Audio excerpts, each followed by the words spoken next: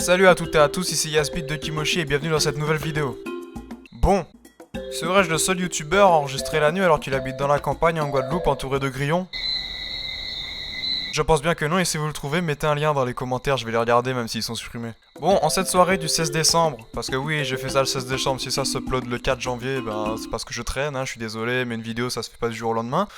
On peut passer à la suite maintenant. Dans un commentaire d'une ancienne vidéo, on m'a demandé de faire de la dancehall. Alors comme en cette soirée, j'ai eu une mélodie dancehall en tête, on va essayer de décortiquer le morceau dancehall pour repérer les étapes clés pour pouvoir en faire une plus facilement les prochaines fois. Je sais pas trop combien d'étapes il y aura parce que je fais encore ça en freestyle, donc excusez-moi si tout n'est pas clair dès le début, je vais m'arranger pour que ça soit clair puisque c'est du montage, et on peut commencer. Donc la première partie déjà, c'est la mélodie.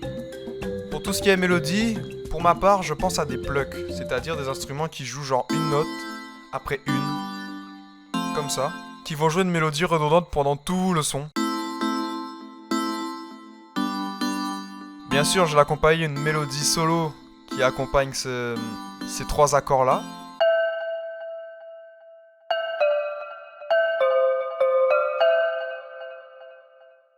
Ce qui donne à l'ensemble ceci.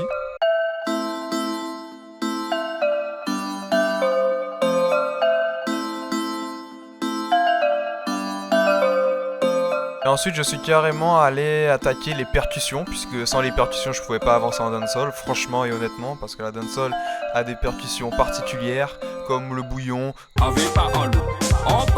comme la trappe, dans la tête boy, ramène-moi mon cash boy, chargé comme un 4K. et ainsi de suite. Je pourrais en passer des heures sur ce sujet, mais on n'est pas là pour ça. Donc je suis passé aux percussions, et les percussions, en général, ce sont les mêmes dans les dancehall actuels. Je parle pas des anciennes dancehall qui font penser à du hip-hop. Je vais me faire allumer dans les commentaires, mais c'est pas grave, c'est un détail. Donc dans les percussions dancehall, en général, on retrouve des claps, des crashs, des cymbales, des percussions, quel qu'en soit le nom, et un kick placé à des endroits bien stratégiques pour justement donner ce petit groove de tropique pour que tu sentes vraiment les palmiers sous ta tête qui te cachent du soleil chaud.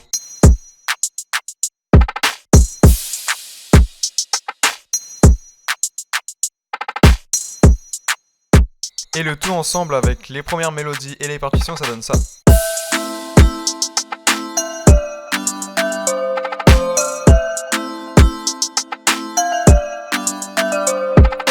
Pendant la construction de la prod, j'ai remarqué qu'il manquait un peu d'espace dans le son, donc j'ai rajouté une nappe, un pad fait avec X-Band qui a de très bons pads sur tout le son depuis le premier couplet jusqu'au refrain.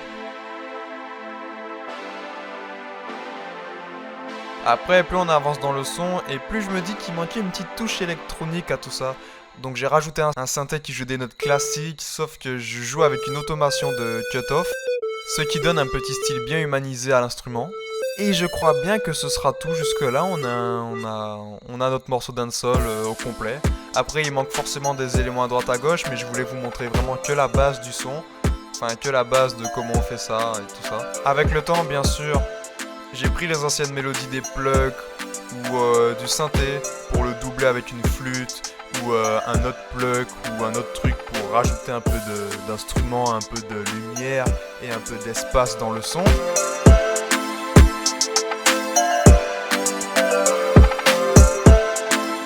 Et pour ce qui s'agit de la basse, j'ai